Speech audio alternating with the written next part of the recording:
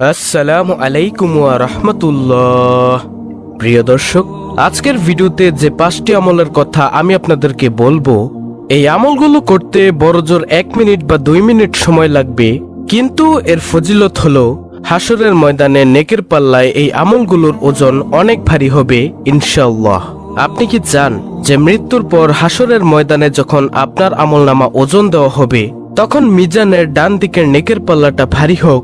যদি আপনি এটা চেয়ে থাকেন তাহলে আজকের এই 5টি আমল আপনার জন্য ইনশাআল্লাহ। আজ থেকে এই 5টি আমল শুরু করবেন, মৃত্যু পর্যন্ত করবেন, মিজানের পাল্লা অবশ্যই ভারী হবে ইনশাআল্লাহ। তাহলে চলুন একে একে প্রত্যেকটি আমলের সাথে আপনাদেরকে পরিচয় করিয়ে দেই।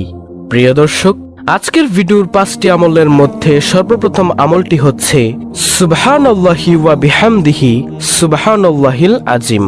আবু হুরায়রা রাদিয়াল্লাহু তাআলা আনহু থেকে বর্ণিত হাদিসে রাসূল সাল্লাল্লাহু আলাইহি ওয়াসাল্লাম বলেন, দুটি বাক্য এমন রয়েছে যা বলা সহজ, আমলের পাল্লায় অনেক ভারী আর আল্লাহর কাছেও অধিক পছন্দনীয়। সেটি হলো সুবহানাল্লাহি ওয়া বিহামদিহি সুবহানাল্লাহিল আজিম। বুখারী শরীফের হাদিস। জাবের রাদিয়াল্লাহু তাআলা আনহু থেকে বর্ণিত এক হাদিসে রাসূল সাল্লাল্লাহু আলাইহি ওয়াসাল্লাম বলেন, যে ব্যক্তি সুবহানাল্লাহিল আজিম ওয়া বিহামদিহি পাঠ করে তার জন্য জান্নাতে একটি খেজুর গাছ রোপণ করা হয়। তিরমিজি শরীফের হাদিস।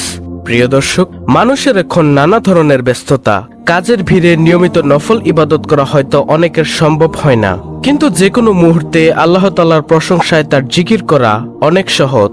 এতে কোনো সময় ক্ষেপণ হয় না, কাজেও ব্যাঘাত সৃষ্টি করে না। তাই সহজ আমল হিসেবে অত্যন্ত উপরোক্ত বাক্য দুইটি নিয়মিত পড়তে পারি। এতে অজ্ঞাতে ঘটে যাওয়া আমাদের বিভিন্ন গুনাহ আল্লাহ তাআলা মাফ করে দিবেন। আপনি রাস্তা দিয়ে হাঁটছেন, বসে আছেন, শুয়ে আছেন, কোনো কাজ নেই, যে কোনো অবস্থাতেই থাকুন না কেন প্রিয় দর্শক, সুবহানাল্লাহি ওয়া বিহামদিহি সুবহানাল্লাহিল আজিম এই জিকিরটি অব্যাহত রাখুন। তো প্রিয় দর্শক, 5টি আমলের মধ্যে এই হলো প্রথম নম্বর আমল, সুবহানাল্লাহি ওয়া বিহামদিহি সুবহানাল্লাহিল আজিম। প্রিয় দর্শক, আজকের ভিডিওর 5টি আমলের মধ্যে দ্বিতীয় নম্বর আমলটি হচ্ছে সুবহানাল্লাহ কমপক্ষে 33 বার পাঠ করা। সুবহানাল্লাহ শব্দের অর্থ হলো আল্লাহ তাআলা অতি পবিত্র, যা কোরআনের আয়াত দ্বারা সাব্যস্ত।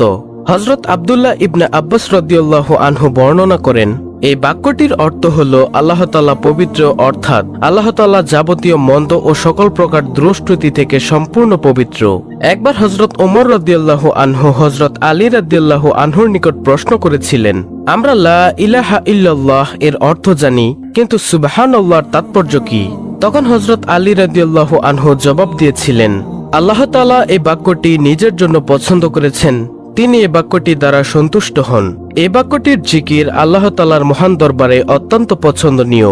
হযরত সাদ ইবনে আবি ওয়াক্কাস রাদিয়াল্লাহু আনহু বলেন, আমরা রাসূলুল্লাহ সাল্লাল্লাহু আলাইহি ওয়াসাল্লামের নিকট ছিলাম, তিনি বললেন, তোমাদের মধ্যে কোনো ব্যক্তি প্রত্যেকদিন 1000 নেকি অর্জন করতে সক্ষম কি?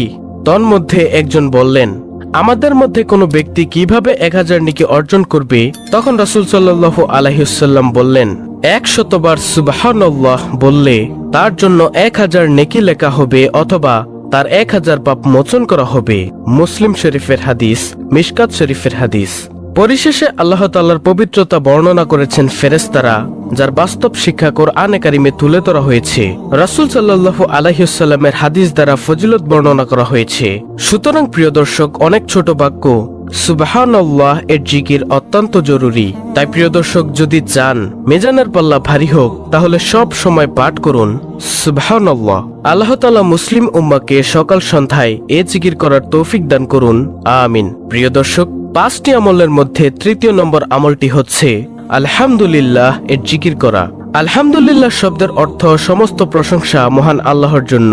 যে কোনো উত্তম, আনন্দময় ও শুভ খবরে ভালো কিছুর জন্য এটি বলা হয়ে থাকে।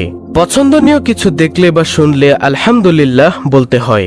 হাদিসে আছে, আল্লাহর মহাত্ম্য বর্ণনা ও প্রশংসার জন্য আলহামদুলিল্লাহর চেয়ে উত্তম বাক্য আর নেই। তিরমিজি শরীফের হাদিস। হাদিসে আলহামদুলিল্লাহকে সবচেয়ে উত্তম দোয়া বলা হয়েছে।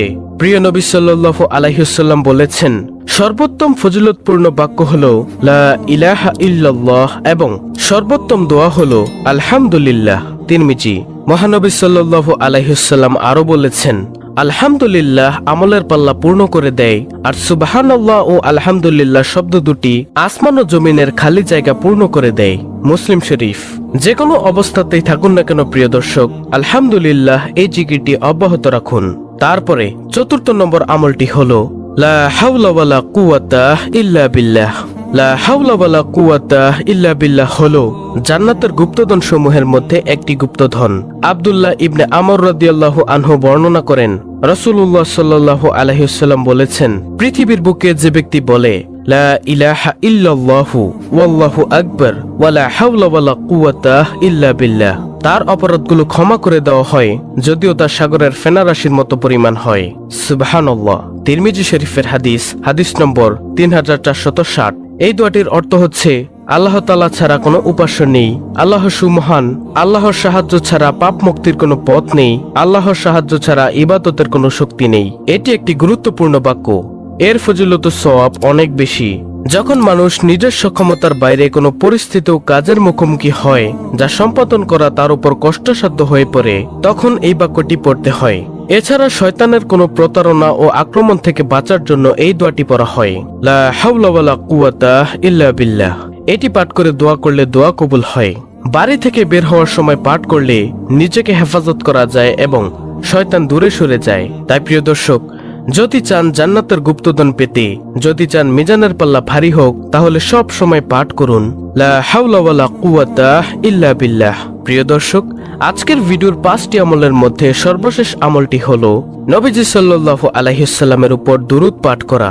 যে কোনো দুরূদ, সেটা হতে পারে দুরুদে ইব্রাহিম যেটা আমরা নামাজে পড়ে থাকি, অথবা সবচেয়ে ছোট দুরুদ সাল্লাল্লাহু আলাইহি ওয়াসাল্লাম। রাসূল সাল্লাল্লাহু আলাইহি ওয়াসাল্লামের নাম শুনলে দুরূদ পড়া তার প্রতি ভালোবাসার নিদর্শন। রাব্বে কারীম রাসূলের প্রতি দুরূদ পাঠের নির্দেশ দিয়ে পবিত্র কোরআনে ইরশাদ করেছেন, নিশ্চয়ই আল্লাহ নবীর প্রতি রহমত নাজিল করেন এবং তার ফেরেশতারাও নবীর জন্য রহমতের দোয়া করে। হে মুমিনরা, তোমরাও নবীর প্রতি রহমতের দোয়া করো এবং তাকে যথাযথভাবে সালাম জানাও। সূরা আহজাব আয়াত নম্বর 56।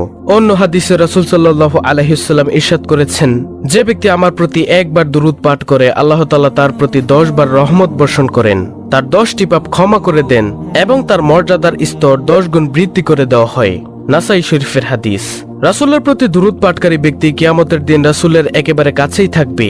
এ সম্পর্কে হযরত আব্দুল্লাহ ইবনে মাসউদ রাদিয়াল্লাহু তাআলা আনহু থেকে বর্ণিত হয়েছে, তিনি বলেন, রাসূল সাল্লাল্লাহু আলাইহি ওয়াসাল্লাম ইরশাদ করেছেন, কিয়ামত দিবসে লোকদের মধ্যে ওই ব্যক্তি আমার অধিক নিকটতম হবে যে ব্যক্তি তাদের মধ্যে আমার প্রতি বেশি বেশি দুরূদ পাঠ করবে। তিরমিজি শরীফের হাদিস।